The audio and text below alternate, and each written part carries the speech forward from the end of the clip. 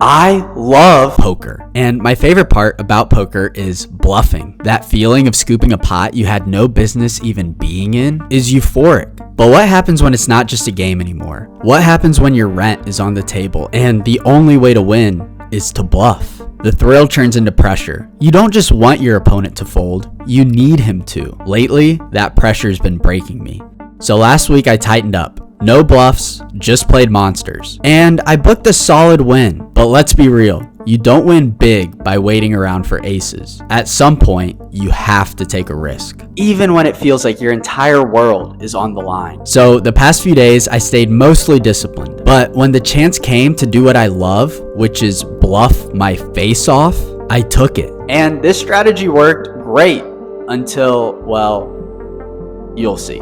We start on Thursday night. I buy in for $1,000 and for the first 2 hours, nothing. No bluffs, no big spots. I've hardly won a pot, but that's poker. Discipline is part of the job and patience, that's the real buy-in. Still, I'm down $200 and that voice in the back of my head starts whispering, make something happen. So I do, and we're making a move with, yeah, I know, but it's my favorite hand. A player raised to $15 and 3 of us called. We flop an open-ender. Original raiser bets $15 again, the small blind calls, and I'm definitely gonna see another card. Turns another king, not great. We check to the better again, and this time he makes it $65. Small blind gets out of the way, action's on me. Look, folding's the right play, but I've folded for 2 hours straight. I don't wanna fold again. Calling's out of the question too. I'm out of position and don't have the odds to chase my straight draw. But there is a third option. I raise $165. It's a small raise, but I'm trying to tell a story that I've got a very strong hand. Something like pocket eights or king 7. He calls. We need an offsuit 10 or 5 on the river. Instead, it's the 4 of hearts. Okay, so now my value hands are full houses and 6-5. My bluffs, everything else. Does my hand make sense after just calling the $15 flop bet? Maybe not, but I'm going for it. I fire $360. He tanks and tanks. Please fold. Please fold. Please fold. Wait, go back. Right here, Jarvis, enhance. Little bit more, little more. Yup, that's a king. Always feels great to win with big lick, but getting trips to fold, this is why we play, man. Good job. Good job. So the plan worked here. I built a tight image and capitalized on it. The rest of the session went how it started, slow. I grinded my way to a whopping $20 in profit, but the next day, the action really heats up. We kick off Friday's session with a big bomb pot, and I end up winning half of it, pocketing $600 right away. Great start. Then I pick up pocket 10s on the button. I raise, and both the big blind and the straddle call. Flop, it's great. We have an overpair, I fire a c-bet, and they both stick around. Turn gets murky, it's a king. No draws came in, but it is an overcard to our 10s. Still, when they check, I think it's worth betting for both value and protection. I make it $150. Would be nice to take it down right here, but again, both players call. River's a blank. When I get the chance, I check it back, just hoping my 10s held up. But then the straddle shows king 6 offsuit, can't beat that. And the big blind's got 2 pair, definitely can't beat that. Alright, no worries, just gotta stay patient, wait for the first monster of the day, and there it is. There's a straddle and a raise before I 3-bet to 110. A player cold calls before the original raiser jams for over $500. Amazing. I Hollywood for a bit before jamming myself, gets the third player out of the way. Here we go, and bang, flop top set. Turn's not great, but as long as he doesn't have a 10, we're good, and he flips over ace king. We scoop the pot, and just like that, I'm up nearly $1,000 very early in the session. Is today the day?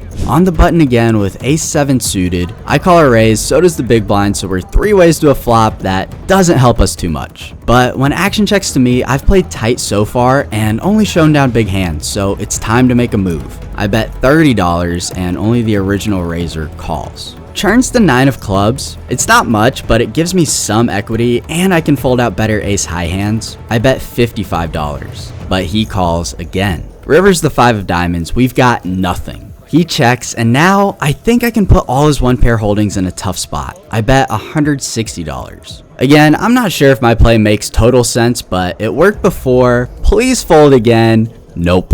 He calls with a pair of 8s. Very nice hand.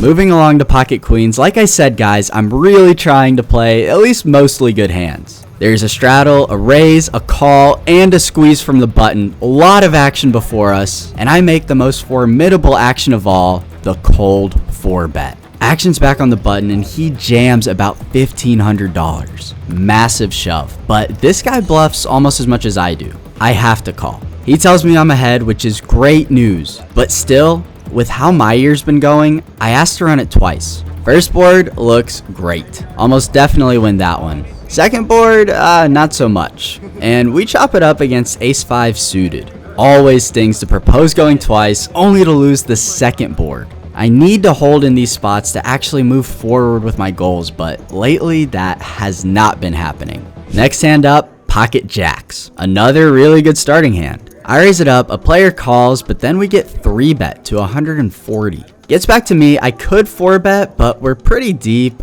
I'm not really sure, I just call. Other player gets out of the way, and the flop is very beautiful. Middle set on a dynamic board, you really can't ask for anything better. He bets small, and there's a lot of bad turns, so I want to try to get the money in now if I can. I put in a small raise, 260, hoping to induce him into putting in more money, but he quickly folds. Would love to get that one back. And after these good hands, it's time to take another shot. There's a raise to 35, a call, and I'm gonna squeeze. Perfectly balanced, as all things should be. I make it 140, and not only do those two players call, but we pick up a cold caller along the way. So we're going 4 ways to a flop with a not very good hand. And it's 9-4-3, all hearts. Yeah, that's not us. Action checks to me, and with king high and no heart, besides the massive one in my chest, I check it back. Turns an offsuit deuce. It checks to me again. Now we've got an open ender and nobody's shown much interest in the pot. But still, with 3 players to get through, I don't think I can bluff unless I fully commit on the river, but my story wouldn't really make much sense, so I check again. River, it's a king. We hit top pair, but now there's 4 hearts out there. Everybody checks to me, maybe, just maybe we win. Nope, the player who raised originally has pocket jacks with the jack of hearts. Bad timing on my part. How about pocket 7s? I raised a 40 over a straddle and a limp. We go 4 ways to a flop again, and it's queen 4 deuce with a potential flush draw. On this board, I want to put out a small bet to protect my hand, and that gets us down to heads up.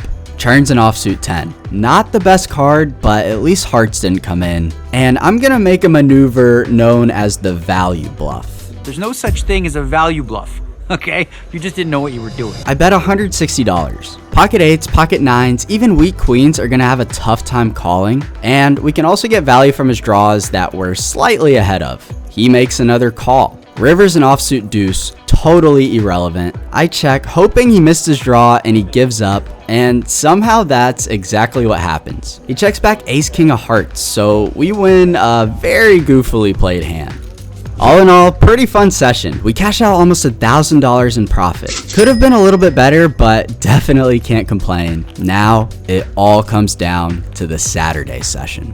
Back in the game for $1,000, and we kick things off in the big blind. I've got jack 8 suited, there's a raise, and half the table calls, including me. We get a very dry flop that gives us top pair. Action checks all the way to the low jack. He bets $40, the button calls, and even with a weak kicker, I'm not going anywhere just yet. 3 ways to the king of spades. Not a great card at first glance, but I actually love it. Now hands like queen jack and jack 10 chop with us, plus we pick up a backdoor flush draw. I check, low jack slows down, but now the button bets and he bets small. He shouldn't have many kings here. A deuce is possible, but so is a jack. And if he does have a jack, I can get him off a chop. I raised to $200. Gets back to him and he immediately goes all in. Oh boy, it's not much more to call, so I stick it in and he rolls over ace deuce. Need some help, and there it is, 3 of spades. Very, very lucky, but you know what, man, I'll take it.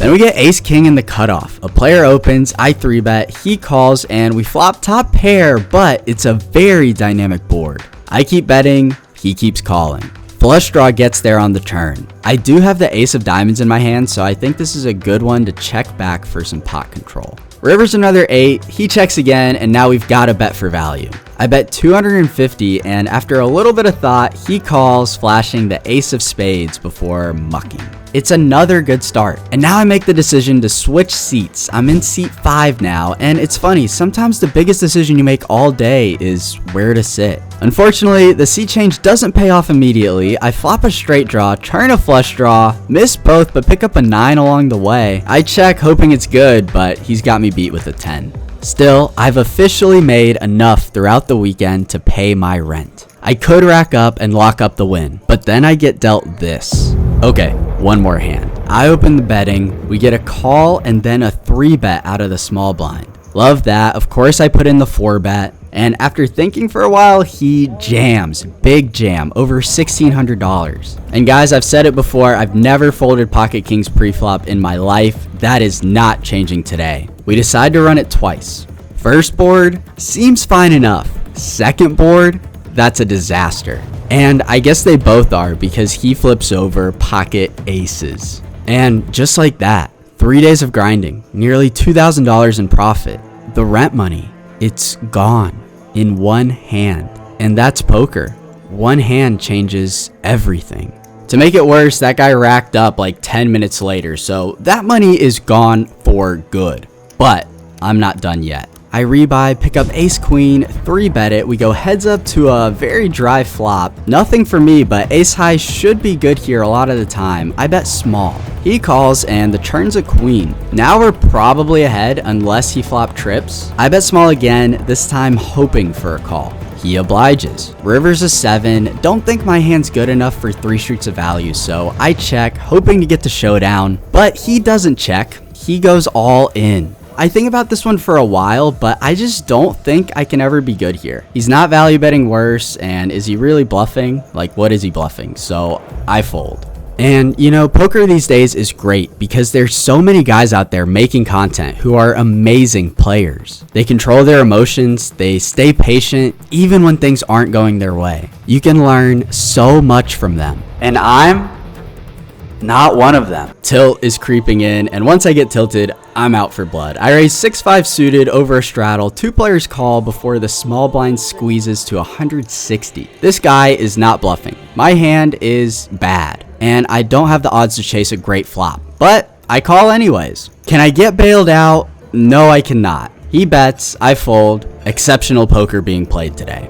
Next, I open 4-3 suited from under the gun, the earliest of positions. Now let's take a look at the recommended opening range for this position. You got your aces, kings, of course, stuff like ace queen, suited broadways, middling pairs, and then way over here, yeah, 3 people called my raise, and the flop is king 4-4. I'll tell you what, you can play the way you're supposed to, but I bet you'll never flop trips in a spot like this. I got so excited I knocked over my phone. Then I composed myself and put out my first bet. Only one player calls. Heads up to the 7 of hearts. I bet again, hoping he's got a king. Maybe he does. He makes another call. The river, it's the last 4 in the deck. Quads. This is why we raise 4-3 suited under the gun, fellas. Now, I know he's gonna call if he has a king, but I want other hands to call too. Pocket 9s, 8s, a missed flush draw that picked up a 7 along the way. I go for 450. He tanks. I'm not yelling, please fold, please fold. I'm yelling, please call. And he does. That's a big pot coming our way, and you know what? Maybe I can win back my rent money.